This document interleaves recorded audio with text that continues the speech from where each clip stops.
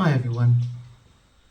Today I thought I would like to just share a few of my thoughts over the last few weeks since my last video on the Luminiferous Ether. And I'd like to bring a little bit of a thought to share with you on the power of images and the deeper occult control over the power of images. And that is, of course, as you know, the magical incantations that are used with images. And I've spoken about this before, but I will speak about it a little bit. I will speak about it again, but a little bit deeper this time. The object of an image is to bring certain information into a particular being. It uses the requirement of projection of an image of a person or an entity or an element. It will also be related to idols or icons or symbols or sigils, such as was used in the Lesser Key of Solomon, the ring which is now broken, and how these images are used or were used as agencies for a specific purpose, such as people who were once alive, their spirits being taken up or being drawn into by their various many beliefs and agreements of contracts between certain things and themselves. You can have a contract with a timeline or an event in a timeline. There's a lot of that contractual energy that went out during a certain time period of the 9th month of the 11th day, and even beyond that with regards to the actual fall of Babylon, the tower, back in those days too. So you'll find a lot of these past driven events that are often used in images, such as what's now coming through in the artificial interpretation of imaging in itself. I'm talking about the ChatGPT bot and all of that shit that's perpetuating and regurgitating algorithmically images for people to conspire and build their dreams with. And in such, it really lines up with the same anomalous factor like I've brought up in the previous video, the Thunderdome, beyond Thunderdome, and the many videos thereafter, where I started to speak about the skin of the Taurus, which is based on, you could call it, metaphysical representation of, let's call it, a string of TVs in a room. And in that way, whatever image is being projected from the consciousness which is within the minds of men and women and whatever else, so too is the power of egregore brought up so that it could be then used to create a particular power of information that is continuously projected into the minds and souls and hearts of men and women alike. And so in that way, we're looking at the power of the image, which can become something of a weapon that could either cut to life or cut to death. It depends on how you look at it and from which angle you actually perceive that specific image with its interpretation.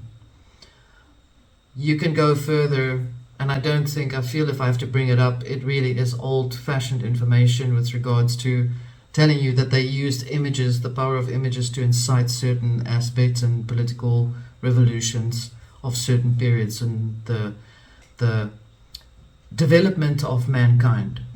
And however, it always comes back to the one simple image of an icon or an idol or an ideology that is based on the belief and how much power you believe in it.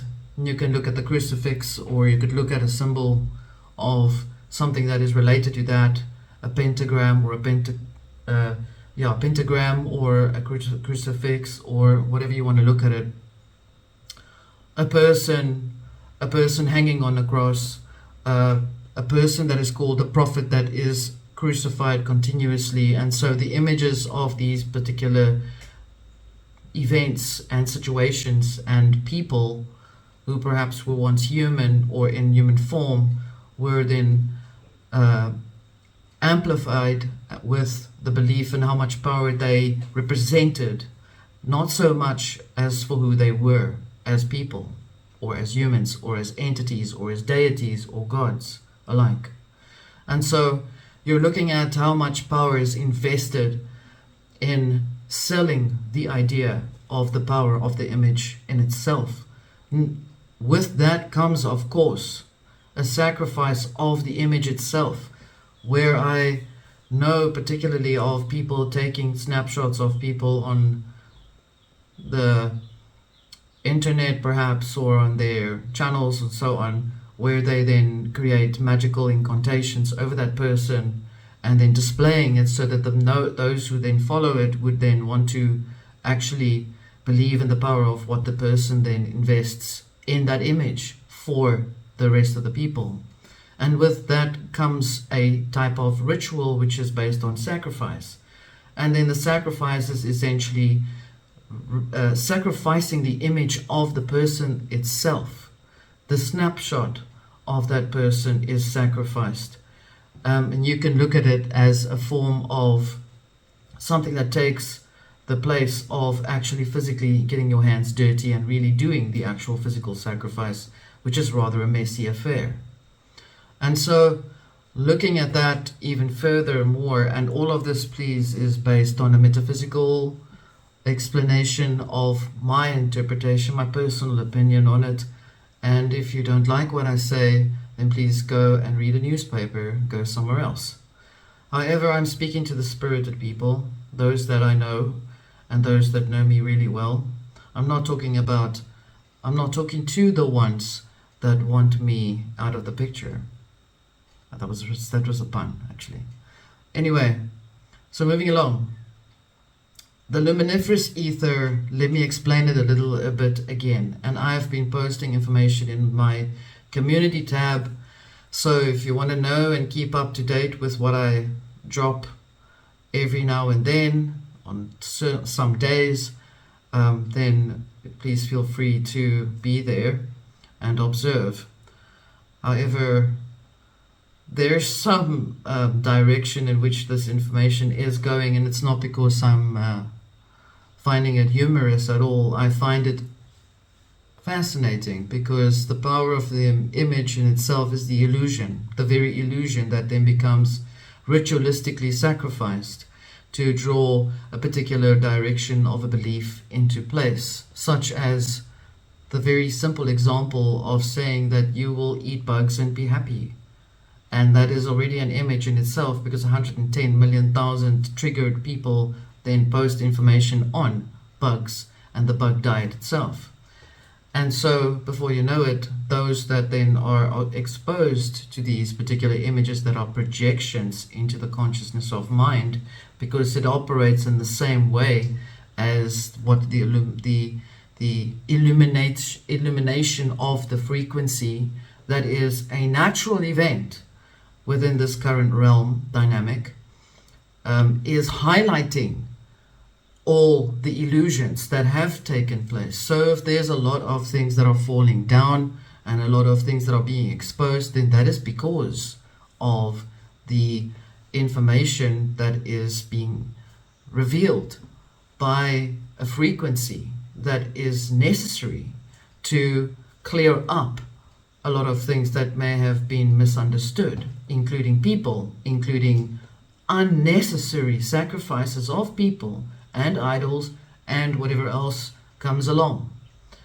And it is how many pictures you can find of a person in how many ways that they can be sacrificed by the paparazzi, for example. The very same thing happens because there's an exchange of energy between one person and another, where there then forms a contract.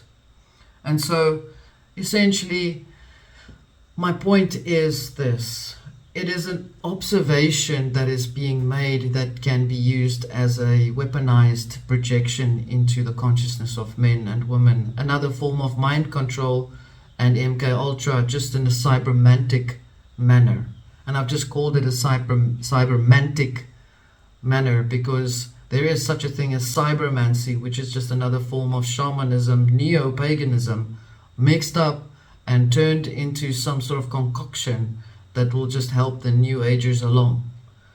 There will always be the same dynamics where there will be Christian beliefs in certain idols and or other faiths, and then there will be the opposite ones that will show the adversarial position. Both components are controlled.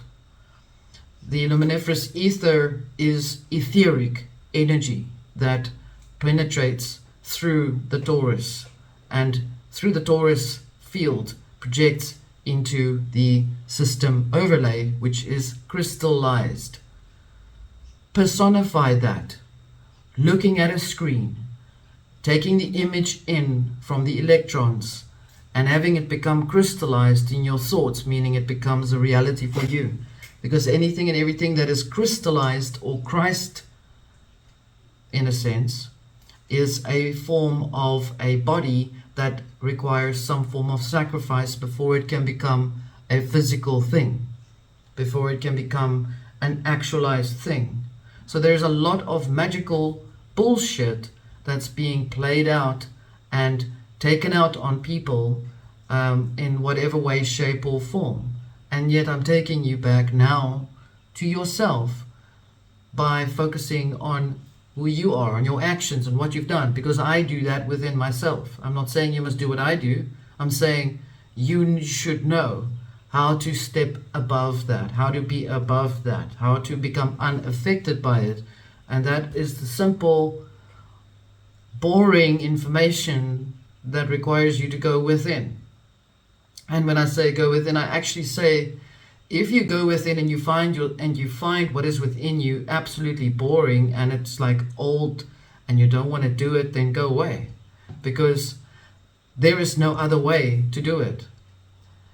If you cannot occupy yourself with what is within you, and focus on the infinite potential of ideas and creativity that is continuously flowing, then you saying who you are as becoming bored by focusing on inwardness means that you miss the point completely, and you're looking at things because you seek the materialization of it.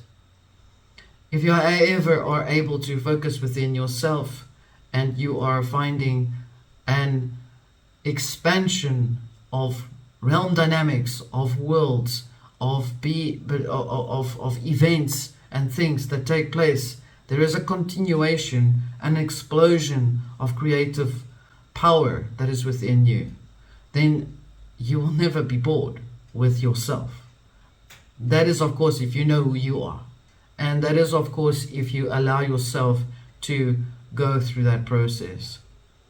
If you are obsessively fixated on trying to destroy certain things, or you're trying to point out certain things of the material realm, then you have become part of that fixation. You have become part of the idol that holds the focus of the image in place.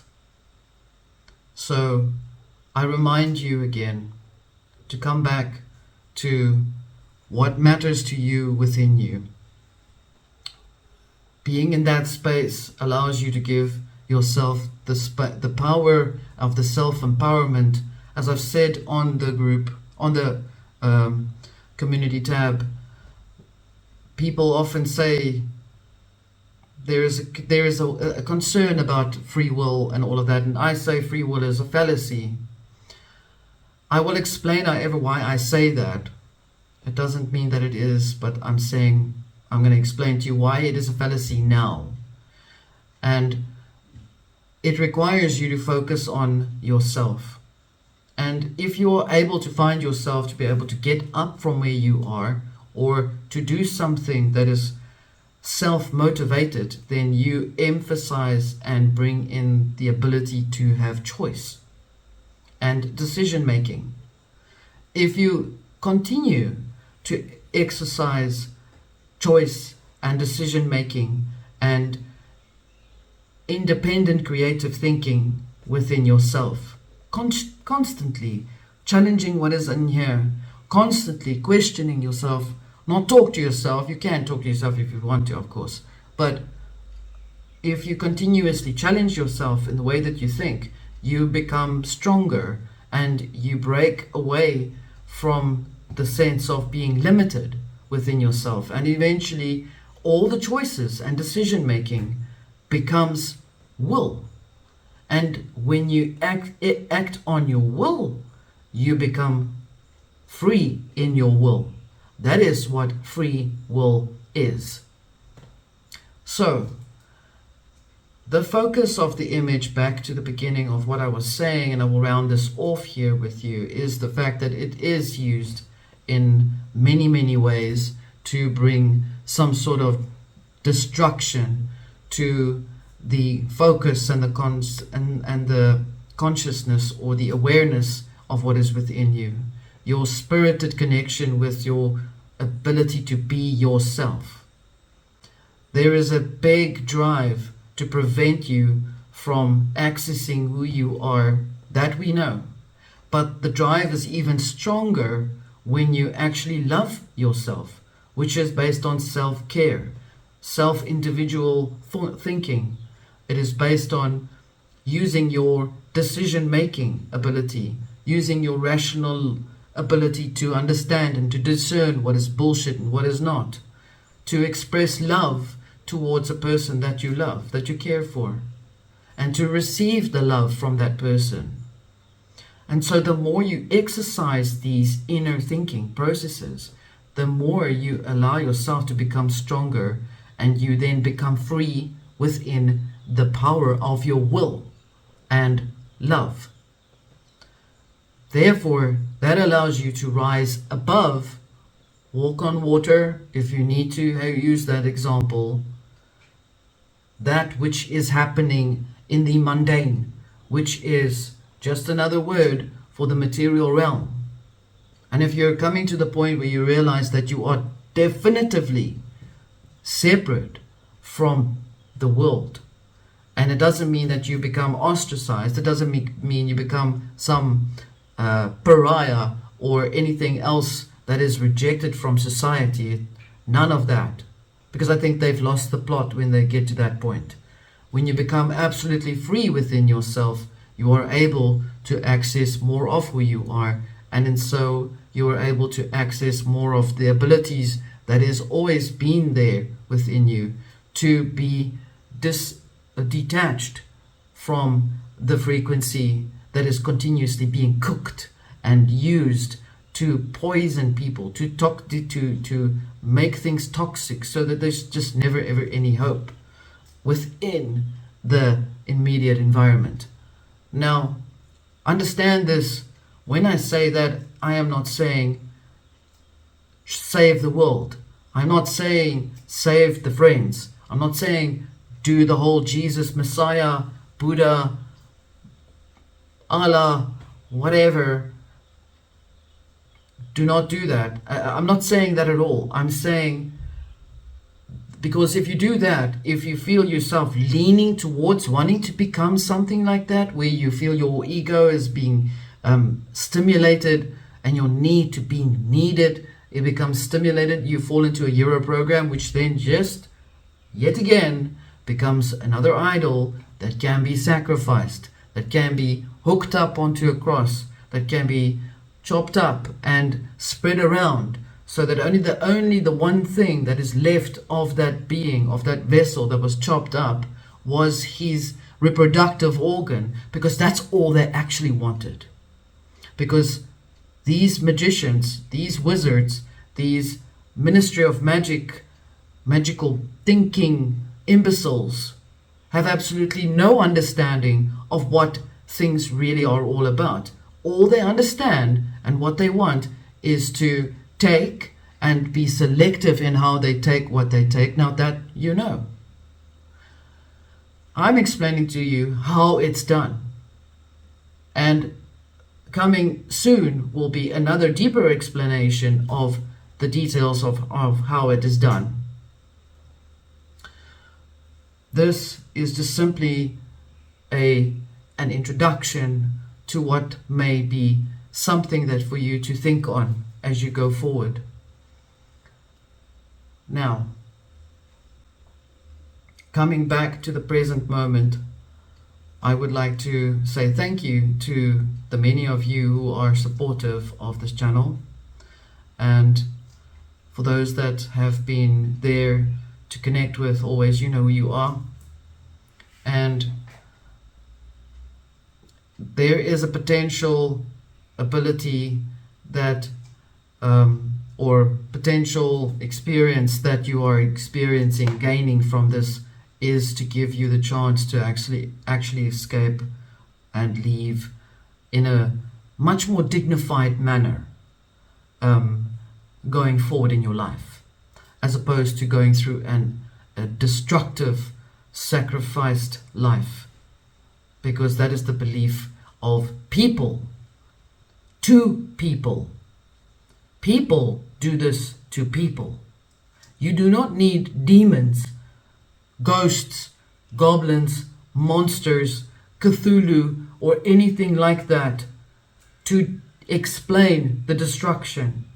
People simply do this to people.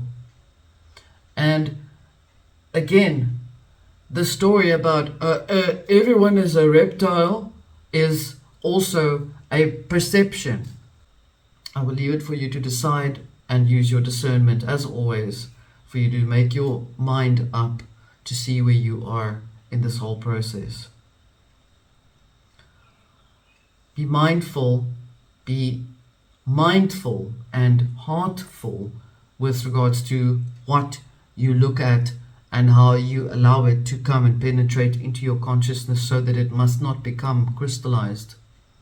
However, the bonus of all of this is the fact that the Luminiferous Ether is really making things a lot clearer than they used to be, and a lot of things and people that have been working in the background have now become illuminated, so that everyone can see what they've been doing. And this means that even those, well, this includes even those that have been creating a lot of damage to many other people in the background.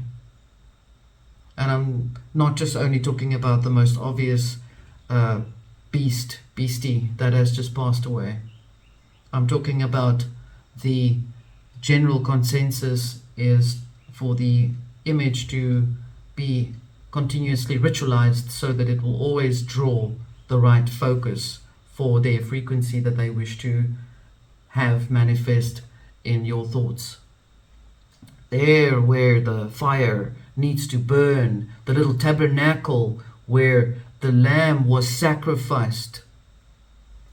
That is the process of a continuous ritualization of a sacrifice, constantly repeating on loop. So I'm leaving that with you. We'll talk again, and I wish you a good week until we meet again. Goodbye.